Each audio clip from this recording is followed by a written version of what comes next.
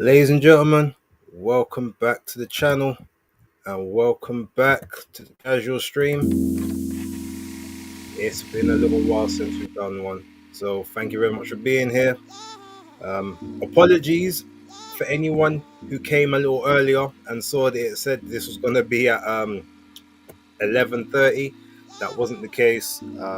The new system that I'm using was set to American time. Changed it on my side. Hopefully it changes throughout the entire thing, but yeah, I've obviously corrected that for the people, so hopefully that won't be an issue moving forward. Still working out the kinks on the brand new system. We're no longer doing the StreamYard thing. It's been a blast, but we're on to bigger and better, but teething problems come with new software, new platforms, new innovations, new ideas. So yeah, just kind of bear with me for the time being while I sort of get all of that perfected. But yeah, look, we're here. Shout outs to any and everyone that is in the building. You will also see now that it's not just a YouTube thing, we're streaming on Twitter as well. We're going to get to the Instagram thing soon. My Instagram isn't working at the minute in terms of live streaming from a laptop or a device that isn't the app. So we'll kind of work on that moving forward. But yeah, it looks like there's a couple people watching at the moment, so shout out to you. Also, I've done it early today because I'm keenly aware that Tottenham and Arsenal are playing at 8 o'clock, and even though I don't support either of them, I actually do want to watch that match. There's a bunch of other matches that are starting at 7:30, and I can appreciate if we've got, I know there's a couple of Crystal Palace supporters in the building, maybe some Aston Villa people, etc. So yeah, I thought, let me come on early, finish the stream by like 7:45 at the absolute latest, so everyone can kind of get down and just get ready in, just kind of do what they're doing in that sense. Let me see if I can upload this. It looks like there's a couple of comments that have come in as well. So let me greet the couple of people that I can kind of see in this chat. If I'm always using this computer as a little bit. Okay, so I can see here the original comments is like, damn, late night with base settings. Yeah, so that was in response to the 11:30 situation, but no, that's not the case. And our resident 16-year-old Philip is like, nah, but it's changed the time. That's too late for me. I appreciate it. Well, your request was met, Philip. Hope you are in the building. Shout out to you. Man like Jonah 31 in the building, so salute to you, Jonah. Thank you very much. And man like Mulla is here as well. Greetings to you. The beauty of the pencil is in the building. Shout out to you. Thank you for the comments on the latest videos. I've been checking them. I think I've responded to some and I've just acknowledged the others. But yeah, it's always appreciated when you come through and leave a comment, good, bad, indifferent, criticism, praise, whatever. Shout out to you. Man like Keela done for. Early is good. My strip chat session starts at 8 too. Alright, shout out to you, man. Big man, shout out. I need to watch the Arsenal game. Yep, that's why I've done it this way. James, hey, base driving, so can't comment. No problem. Thank you for being here, whether you're a sporadic listener, whether you're just sort of tuning in or whatever. It's appreciated. Don't forget though, if you can, smash that like button for me. Help me with that engagement, both here. Smash it on X as well. It's all appreciated. Dr. Wolf tickets in the building. Shout out to you as well. Yeah. Initially, I wasn't actually 100% sure if I was going to do, a show as such today. But there was so much things that kind of did, sort of come out over the last few days, and I haven't done no videos right now. So because I haven't done the videos, it's like, okay, well, I kind of gotta, maybe start talking about certain things that's going on in the building. So I've seen quite a bit that's been happening on X. I haven't seen everything, but there's a lot to kind of go through. Videos will be back on next week. They'll be starting back again next week. Obviously, you guys know it's been a very hectic week. I still need to get back to everyone that obviously hit me up and was sort of wishing happy birthday from the weekend. So as soon as I can, that I've got a bunch of social media platforms, I need to start responding to people. But let's see. Anthony Hayweather's in the building. Shout out to you. Much appreciated. Just to get the question out here, you saw the new Daredevil trailer. Of course, I've seen it. Yeah, I'm happy that it's in the same vein as the original series, which wasn't supposed to be the initial case. Veritas Ad Astra, shout out. Big up base, just watched the latest episode of Star Talk with Lawrence Fishburne gets probably their best eps if you appreciate geekiness. Okay, interesting, thank you for that.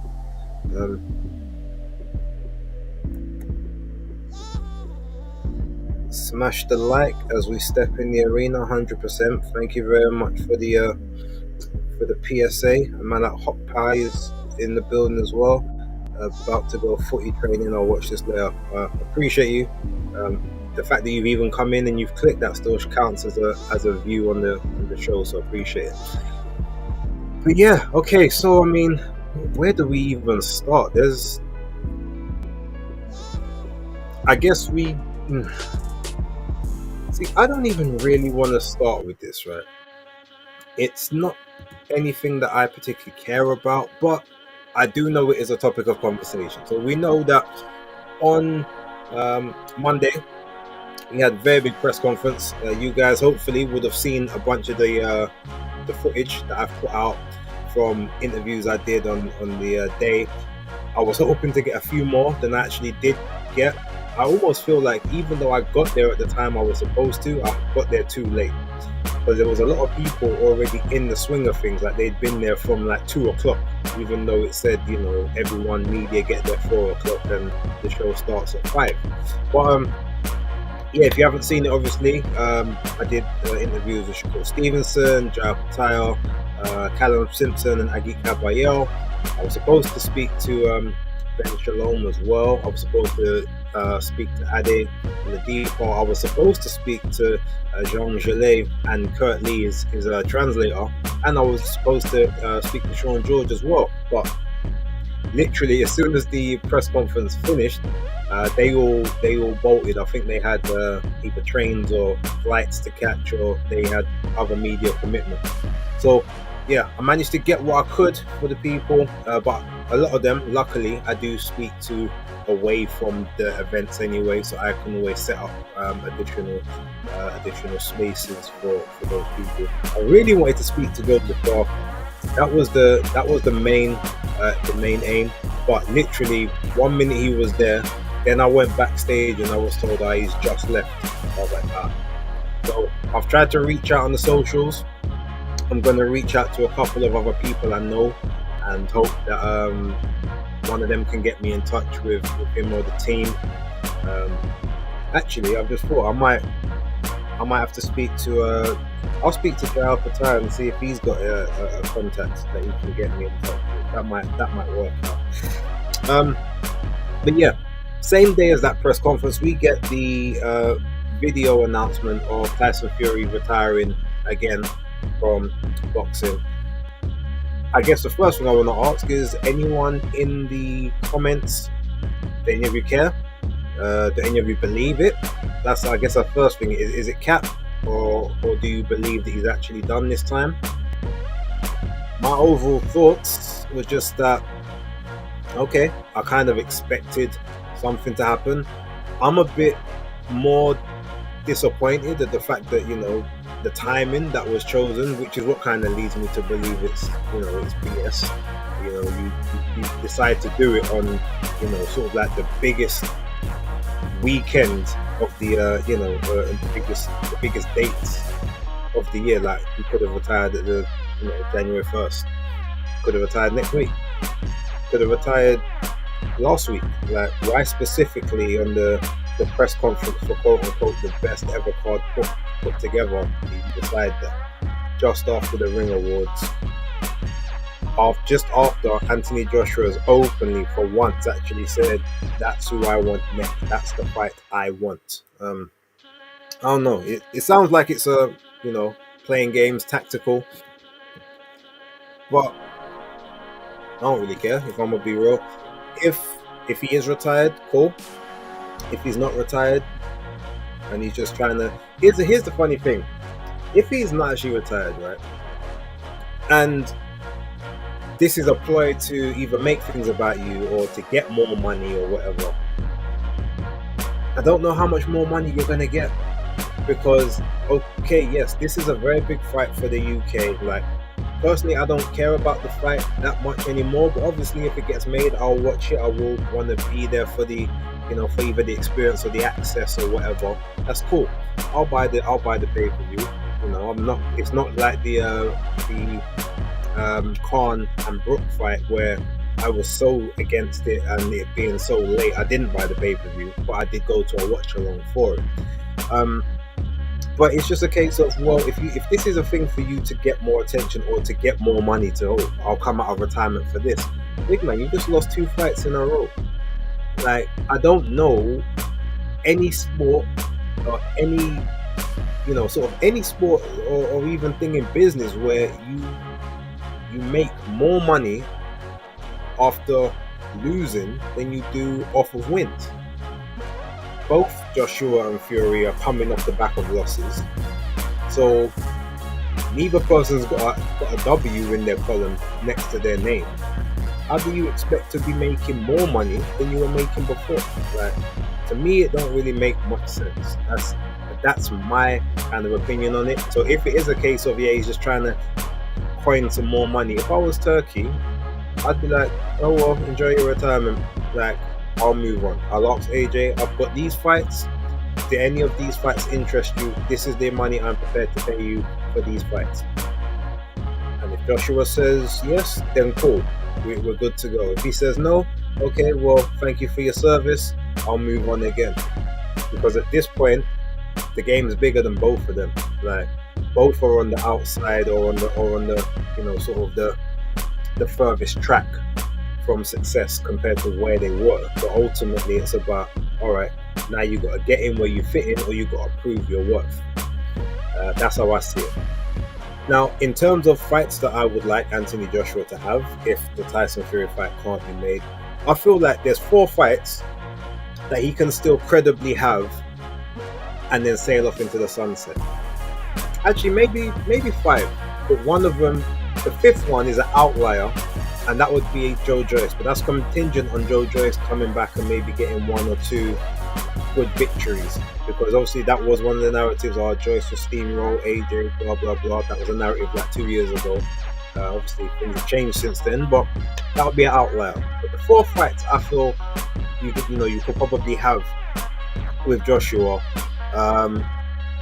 as you can get the Dillian Whyte fight, that could always be a good fight. You could probably do that one.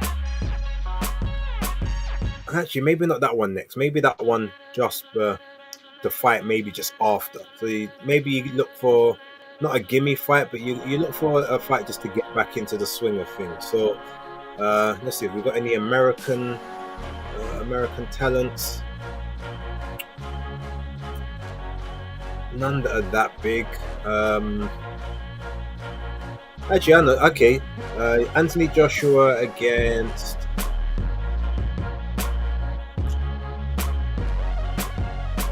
Maybe Frank Sanchez.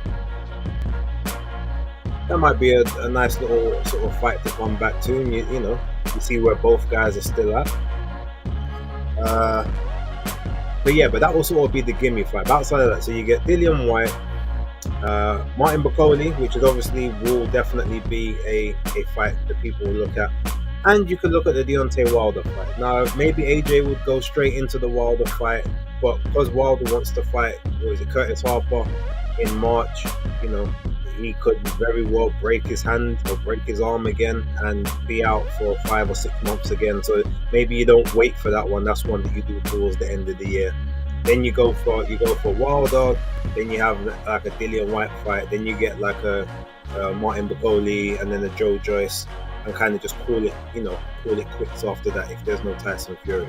I think that those, sort of those 4 fights, that's the old guard, that's that's the generation came through with for the most part, and it's like obviously the other potential fight would be the winner of Parker and Dubois, but you can't get that fight next. So you've got to fight someone, you've got to win, you've got to let that fight happen, you've then got to allow them to have their then possible another undisputed fight with Usyk if he's still willing to stick around.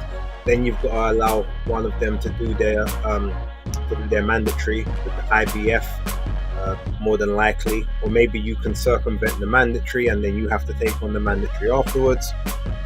I would say that might be a route to go down. But yeah, other than that, there's no other real fights. I mean, you don't want to be out here fighting Fabio Wardley, who you're in the same gym with, like Moses Atama, who you're in the same gym with, who's the young, sort of the young lion on the scene. You don't really want to be going at the Jared Andersons at this point. You don't want to be looking at what else I'm trying to think of. Well, in fact, the entire British, a lot of them are, they're 2 or 3 years away from being at world level, like a lot of the new British guys. Apart from maybe Atama, he's probably about 6 months away from that. So yeah, that's who I would kind of think for him to be looking at. I will check the chat in a moment and see what you guys think.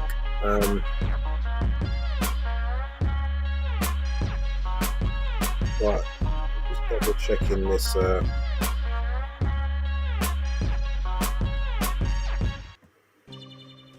So yeah, let's see what the chat thinks about half of this.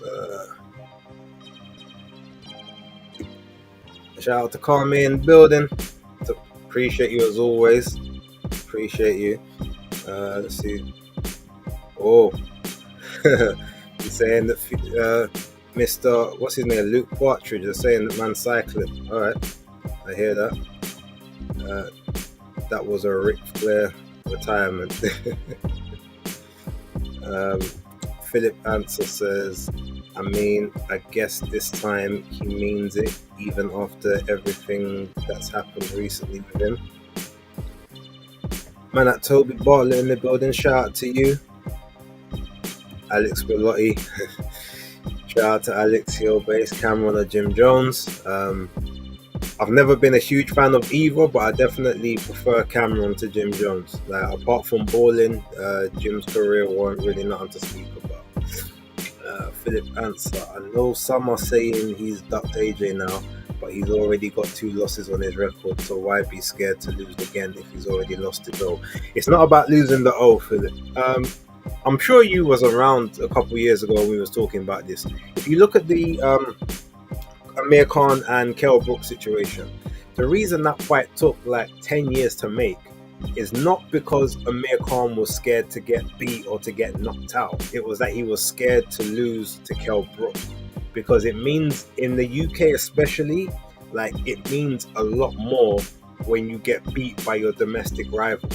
It's a little bit similar to like Anthony Joshua and Dillian White back in the day. Like, that fight, the second one, obviously not the amateur one, but AJ losing to Dillian at that point would have been horrible for him, because that's the local rival. Like, that's the guy kind of thing.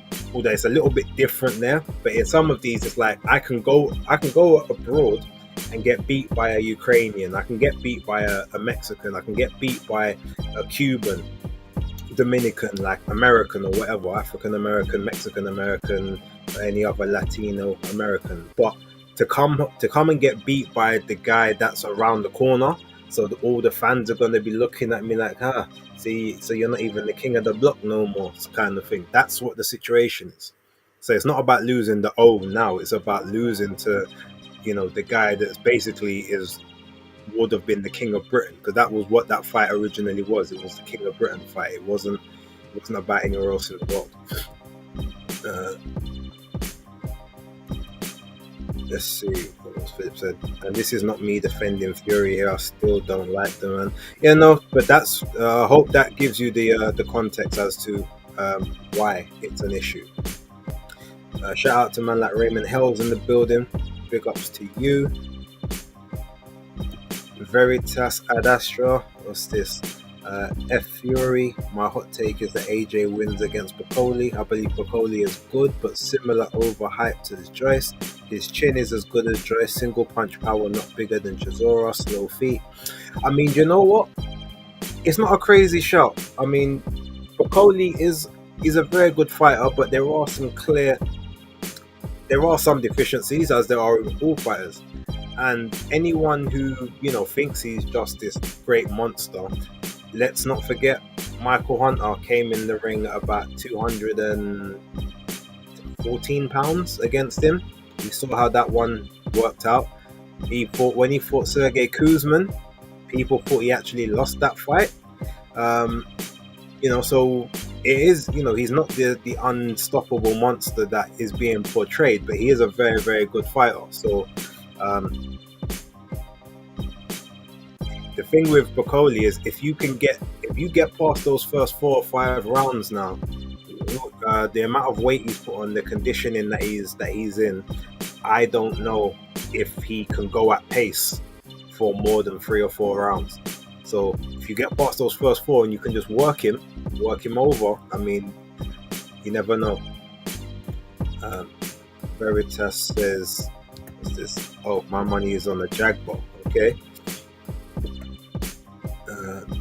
If I've missed it, what's Fury? Just heard me speaking about it, Raymond. But yeah, I think it's capped, but I don't particularly care either way. I just thought I'd address it because I knew that someone would ask me. Should be AJ fighting Caballero, Jacques, no, if not Fury.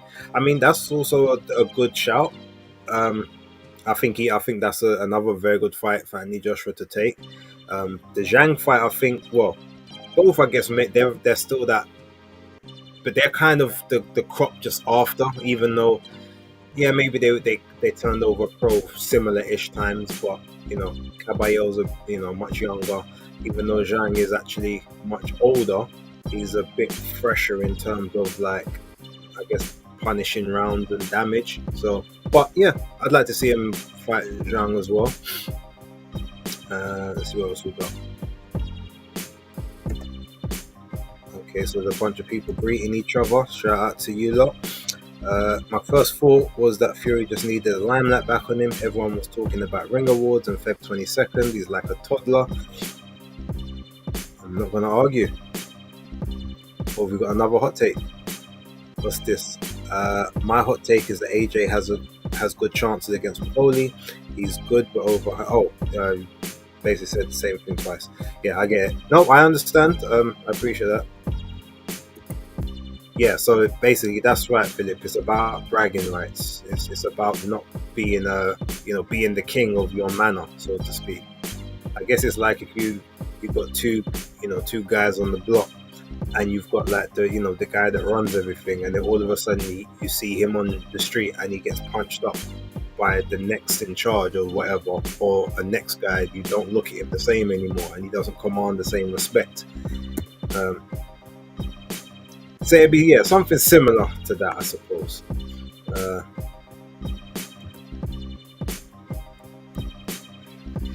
Okay, so with that out of the way, I've got about 45 minutes left. Right, so we've spoken about obviously the Fury stuff that's over here. You know what I want to talk about specifically, right? I need to talk about this whole thing between Terence Crawford and Gervonta Davis. Now, obviously, it's not the first time, and obviously, you've got Gervonta basically looking like he's hating from outside the club when it comes to the Ring magazine and all that stuff. My thoughts on it is, okay, I can understand if not everyone wants to quote-unquote be a part of the party, but it's like, why are you so against other people making money? Now, if you're the big draw that you claim to be, why does it matter to you that everyone else is joining forces with Turki Al-Sheikh and Riyadh season? And And okay, if they've got to go over to Saudi to make money, well, they're doing what's best for them. They're doing what they can do for their family. Like, why is that something that you're so against? Like, it doesn't really make a huge amount of sense to be that angry and that bitter about it, unless you actually want to be a part of the party, but you just are too prideful to actually be able to, I guess, swallow your pride and say, all right, cool, I wanna get involved. Who have you got for me? But look, I think it's at this point in time, it's all already. I think to anyone with any, proper reasoning skills, understands what the big issue is. Tank is upset because there's no more showtime, so there's no more big paydays that he can have where he gets to fight overmatched opposition, or opposition that's tailor-made to make him look good. Because they've always said before, Leonard Ellerby used to say it a lot, and somehow some people always seem to miss this. Tank Davis is an attraction. Like, yeah, there's a bunch of good fighters out there, but Tank he's an attraction. Like, you come out and he has a, and he's gonna give you a show. And he used to say that kind of shit all the time. But clearly that goes over a bunch of people's heads. What is an attraction? An attraction is something that, you can glorify. An attraction is something that, maybe not, once in a, but it's a once in a lifetime thing. It's a spectacle. It's a show. So the one thing you're not going to do to an attraction is make that attraction look bad. So you ain't going to put that attraction in the ring with people that, even if the attraction can beat them, that they're not going to look great against, or they're not going to be able to produce what you want them to produce. So yeah, it's quite clear that Tank has never been on legacy, hard fights, all of this stuff. And for you guys who you would have seen Shakur Stevenson, he did a couple interviews the other day. Obviously you saw my one. There's also was the interview with that he did with Boxing News, I believe, where he was saying, Tank saying, well, what have I done to earn the Tank fight? But like, you look at my career, you look at his career, like, what's he done in his career to think he can speak like on me? My achievements is much higher than his, kind of thing. And he's right. So even let's not forget that interview that Tank did with Gilly the Kid. Was it $1 million worth of game or whatever, when he said, they goes, oh, you ever asked for any of those fights? He goes, nah, I never asked for those fights. Well, if you care about legacy, if you care about being the guy, why you ain't asked for any of those fights? Kind of obvious, because you're trying to be on Easy Street. And Showtime was happy to have you on Easy Street because maybe you could guarantee them 150 to 200,000 pay-per-view buys at $80 a pop. All right, cool. So they'll let you rock with the substandard opposition, and you're still going to get that select group of idiots that are just going to champion any and everything you're doing. Well, unfortunately, there is no more championing. So it's like you're gonna have to figure it out. I'm personally happy that a lot of people now see the same things that I saw about Tank Davis several years ago, that I've been saying for several years, and the same people that used to shut me down about it before, all of a sudden now it's like they can't say nothing to me anymore. It's like, oh, alright, they want it through gritted teeth. They kind of got to agree with what I've been saying. It's unfortunate, but how it goes. But more so than that, so that's obviously talking Tank in terms of his Riyadh season stuff, but him and this whole Terence Crawford thing, it's not the first time they've gone back and forth. And obviously a bunch of the tweets now have been deleted. I don't do the screenshotting thing, so I don't really need to have them here, but I'm sure most of you saw them. But I'm also, I can tell, I feel like, obviously you're talking about, oh, well, I made more money than you. So, okay, cool, that's petty stuff, whatever. I like the fact though when he's like, I made more money than you, and then Terence is like, only a dumb rich person is going to go to another rich person talking about they make more than them. He's like, I can buy anything that I want to buy, like, so I'm good. even if you did have more money than me. But I guarantee you ain't gonna have more money than me when it's all said and done. He goes, my money is secure, my money is good. Can you say the same? Basically saying, look, I've got investments. Like my money at this point is long. Like I'm okay. Like, let's see which one of us run out of money first. And when he said that, I was like, okay. Because that's the true way that you shut that down. It's like, okay, cool. Let's say you do have more money than me now, but you're going to have more money than me in 10 years, 15 years. Like, let's see whose money runs out first. And I respect it. What I didn't respect, and I know it's been deleted, but I did see when Javonte basically, I think he was responding to someone, and he goes, yeah, but he's like, oh, dude's got like 8 kids and a wife that weigh 380 pounds. Of course, he's got to be working overtime. And I'm like, okay, so now we're going to a place that you, first of all, don't need to be going. Like, let's be real here. Outside of that, one thing we know is that Tank can say all this stuff, he can delete the tweets, but there's receipts. People would have seen this. Anything that we know about Terence Crawford, number one, man don't play about his family. Number two, it is his wife, first of all. So why are you gonna, all of a sudden you're trying to clown a guy that's got 8 children, but 8 children by the same woman, a woman that he's married to. So where is the clown in there? So the fact that he's actually got someone that he's committed his life to, you think is an issue? Someone with 2 baby mums? Someone that's been in court for physically assaulting his baby mum in public. All of a sudden you want to talk on the next man's wife, and then obviously bringing up her weight. First of all, Terence Crawford's wife is a lovely woman. Like, so what if she's slightly overweight or she's not? Like, that's his wife. That's the love of his life. That ain't got nothing to do with you. Secondly, talking about his family, you know that this man will get active. So you don't want to be in any vicinity that he's in, because he ain't got no issue pulling up on you. And that little 135 division power that you think you've got, I guarantee you it don't travel when both guys is fully hydrated. I wouldn't be surprised if Terence got active on site and Tank started to regret certain life choices.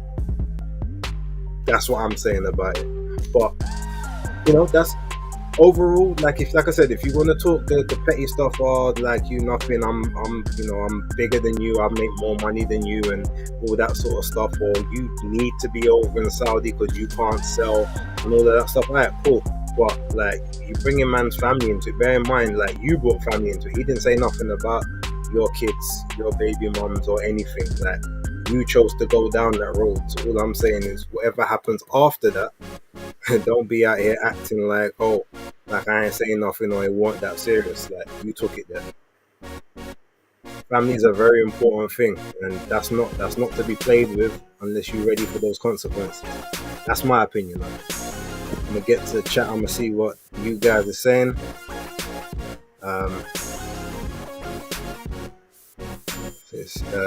I realize Usyk is probably not well known like other boxers, but he's made more money than Tank, the WBSS, Joshua twice, Fury twice, the Saudis. Yeah, 100% he's made more money. And the thing is, Tank hasn't even made as much money as he thinks, or that the people think. I guarantee you, Terence Crawford was on 3 million guarantees since 2018. Prior to that, he was still making millions. Tank's pay-per-views, how many of them was he seeing quote-unquote upsides from, apart from the Ryan Garcia fight? Crawford did 25-ish type million with Errol Spence, give or take. He definitely did 10 million on BLK Prime. He done at least 15 against Israel Madrimov, if not more. I would say those purses combined is a lot more than what Javonte was seeing, because I know his guarantees weren't that big to start off with. I think he was on 500, 750,000 guarantees with a little bit of upside, maybe it went to 1-2 million on Showtime. Shout out to Fight Fan TV Live in the building. Says, yeah, thanks to Idiot for that, 100%. God's wife's still pretty. She's a great woman. End of the day, but here's the thing: like, if you want to talk about quote unquote overweight, but guess what? The woman's had 8 kids, like seven. What is it? 6 to 8 children. I'm not sure how many it is exactly, but yeah, you would expect maybe for her body to be that of a woman that has had 6 to 8 kids, but still a great mom. And you never hear about any of his kids being put in problems or being on the streets acting stupid. No, no criminal charges against them. So clearly they're at home, they're well fed, looked after, being educated, and then they're being educated by their dad about property and investments, but also in those wrestling gyms, in those boxing gyms, staying disciplined and being productive citizens. So yeah, as far as I'm concerned, like, Tank's a straight clown if he thinks that that's something to disrespect someone about. This ain't battle rap. It doesn't make sense in the real world, unfortunately. Tank out of disrespecting Crawford's wife. You probably saw Crawford's wife with the newest person, got jealous of. I mean, yeah, he does like himself a nice little clutch, don't he?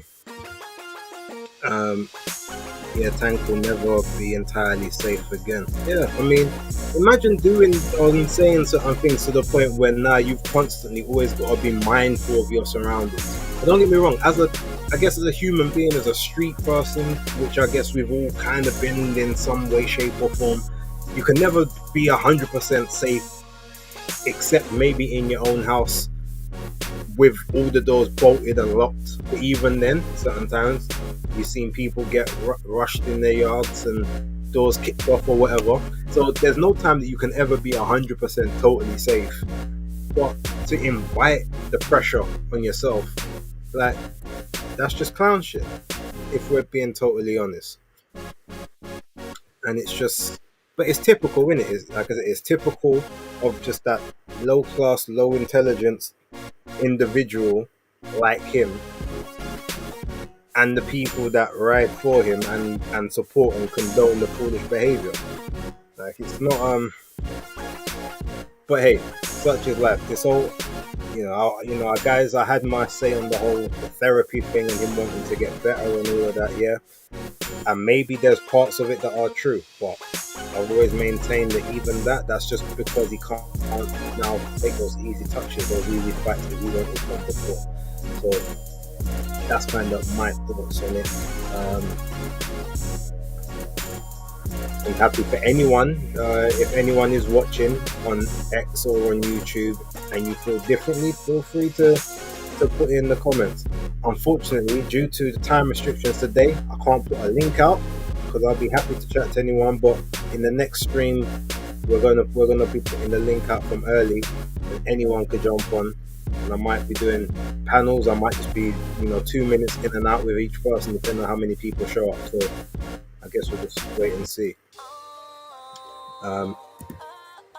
Last things we'll talk about.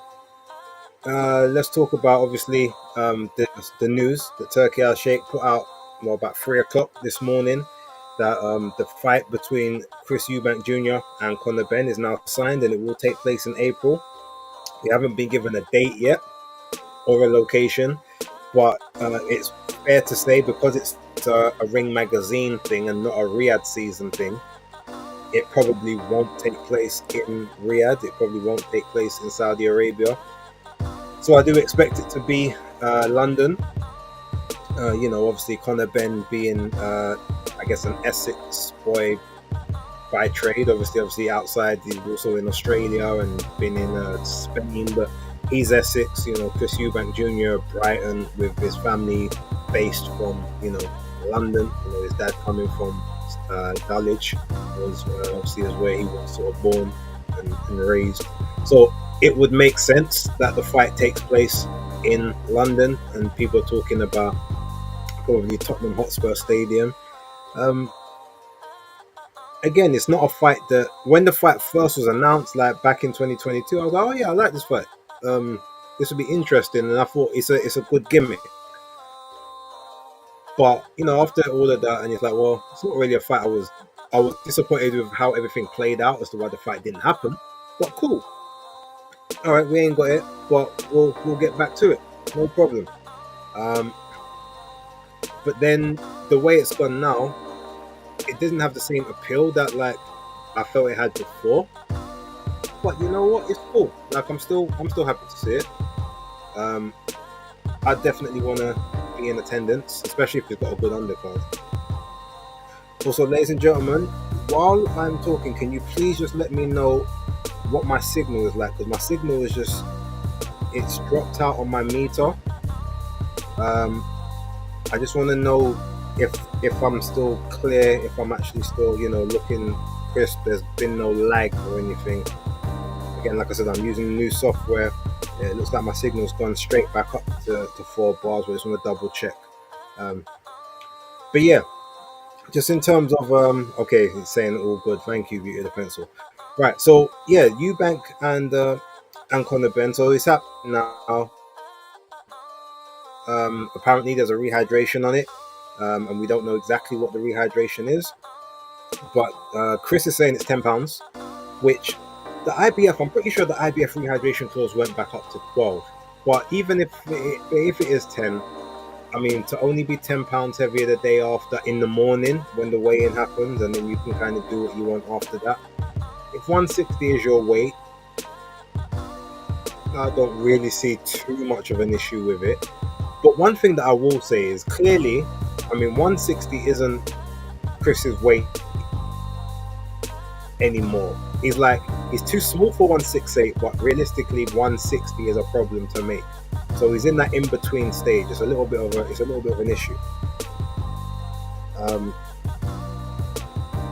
What I think is, and this is one thing where I will side with Chris Eubank Jr. Conor Ben wants to fight him, right? Obviously, when this fight was initially announced, I don't know if it was just promotional or, as an idea, or Conor had the idea for it. But since everything's gone on, like, Conor has said, I want to fight this guy. I want to, I want to smash him up and all that sort of stuff. All right. So if you want to smash him up and do what you're doing, and you're saying, I'll come up to your weight to do it, then really and truly you should just come up to his weight and do it. Like Terence Crawford wants Canelo Alvarez. Initially he was like, boy, I was looking at a catch weight. Then he said, no, do you know what? I'll do it 168. Like I'll go, I'll fight him at 168. Like you don't hear Terence Crawford asking Canelo for, £10 rehydration clause, or you can't weigh more than this on the day, or let's do it at a catch weight at 165. It's like, well, no, if I want to fight you, I'll fight you on the terms and conditions that it takes to be at that weight class. Because Conor said, well, so I'm already coming up 2 weights, so what, you want to come into the ring as a light heavyweight? But it's like, well, you made that choice. You know what size he is. Pause. Like, why not do what you're if that's the case, well then you that's the choice you've made. So there shouldn't have to be any stipulations on it. Before it was a catchweight thing just because it was an intriguing fight. Now you're like, no, I want to smash him up, I want to do X, Y, Z. Okay, go up to his weight. So let him weigh in. If he hits that 159.9 or 160 on the dot, all right, let him do what he's doing the day after. Provided he's not, juicing or anything, which he's never got any history of in his career. If you want to come in at 160 yourself, do so. If you feel more comfortable coming in at 155, 156, do so. But, there's been loads of fights in the past where someone's come up from another weight and they haven't asked for any concessions. They're like, well, no, I'm coming up to your weight to go do some damage. Yeah, there's been others where there's been catch weights and stuff, but that's normally when the guy in the lower division is like a much bigger star and stuff. So in that sense, I look at it and I say, yeah, I do side a little bit with Chris Eubank Jr. on that one. Is that if he wants to come up to 160 and fight me, then he should fight me at 160 just as is. Like there shouldn't be any any of the the concessions and such. But that being said, it looks like Chris and the team have all uh, accepted those conditions, and clearly I'm assuming they are being very well compensated for doing so. So we've got a fight. Uh, do me a favor, anyone who is still watching, put in the chat what you think the outcome of the fight will be. Who do you think will win? I'll be very interested to kind of hear your thoughts and opinions on that. Check to see if any comments have come in. I can see some views. Well, there's some views on X, but can't see anyone that's okay. No comments coming through on there. That's fine. So yeah, I'll just wait for the chat to populate a little bit, get a couple opinions, and we'll kind of see where we're at. And there's a few other bits and pieces we could talk about, but I might save that for. We might do another stream a little bit in a couple of days, so I might save any other talking points for that. Okay, so Beauty of the Pencil says Eubank for me, but might get Chin too, but that's sitting on the fence a little bit. So I'm gonna just take the first spot. Eubank for me. All right, so you're going with Eubank. We can't do none of that. Well, I expect this, but you never know this gonna happen. But we're just going for the minute. It's just our thoughts and feelings, stone cold predictions on how we feel is gonna play out. Philip says I'd edge towards Eubank Jr. on points. Yes, sensible. All right, so okay, good. So we've gone official now. Pencil Eubank. All right. And don't worry, everyone get a chance to, if they want to rethink this, there's months. We got 3 months to go, so we can always look back at it. Obviously, I can't give any predictions or opinions now, but closer to fight time, you guys know where the videos are. Let's just see if anyone else wants to leave any comments.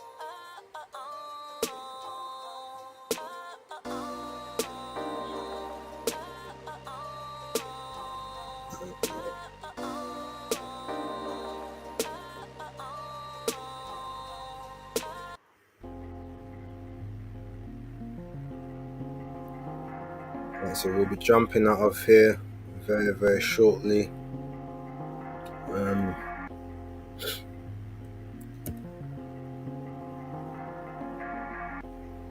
It looks like, okay, look, I'm actually happy. It looks like the connection's been holding out quite strong.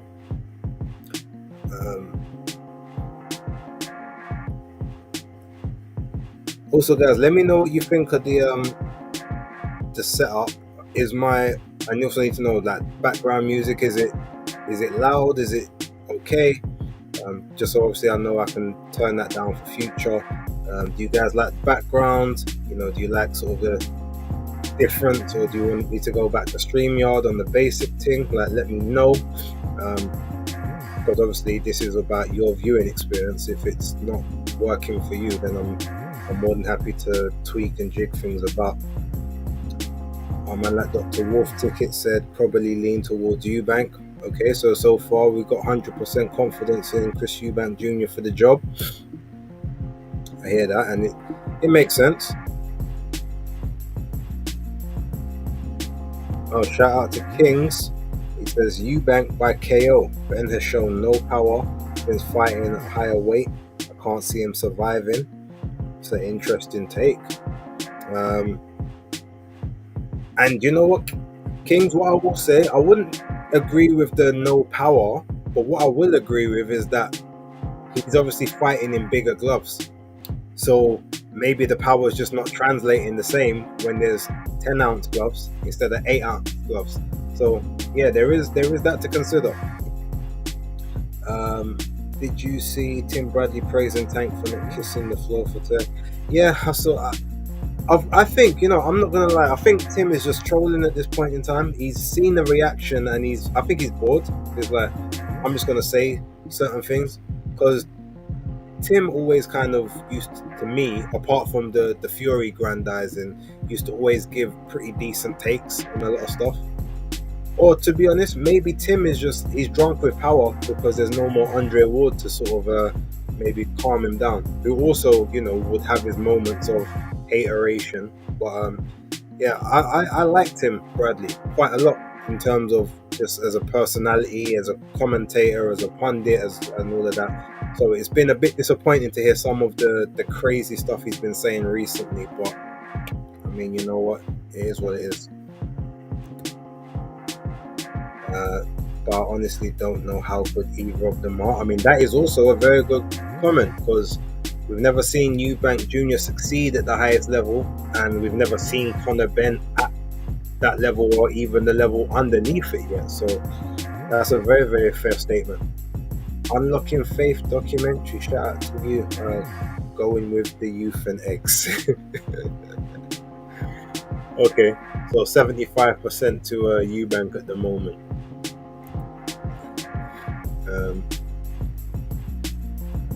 What's this? There's the next comment underneath that. 1 second.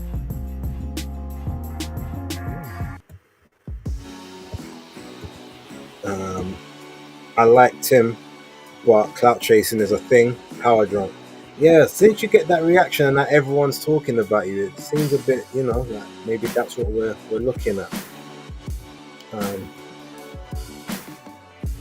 I couldn't believe it because he was on Ring IQ's live, I think last week. He was talking down Tank in that live, I believe. I haven't, you know, I click onto a lot of Ring's lives, but because of the time they are, I normally will click on them just to get a view, put the like on there, and then sort of go about it. Because if I'm in the moment and I'm watching it live, that's one thing, but I can't really sit down and watch the 2 hour or 3 hour live back. Sometimes I might do it for the watch along, or like I might just watch back certain parts of the watch along for certain fights to see certain reactions and that. But yeah, if I don't see it live, I don't really sit down and watch a whole live play out. So if you've got any timestamps, Phil, you can put it on one of my videos and I'll take a look. Obviously we can address that sort of down the line in like another show or something. But shout out to IQ anyway. I just saw his recent video. Always good watching. I watch all of his stuff, so if you guys ain't locked into Ring IQ, make sure you do get locked in over there. Also, if you're not locked into October Red, get locked into October Red. Fight Fan TV Live, when Danny Glover does his Neutral Corner podcast. Some top quality viewing there.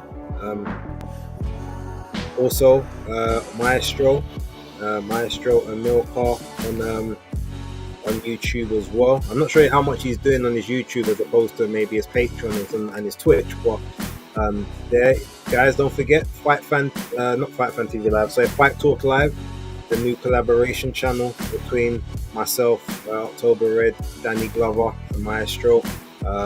You know, we're still doing some good work over there. We're building that channel, so please go over and check it. I'll try and find time with Tim goes on to the live. Okay, yeah, appreciate that.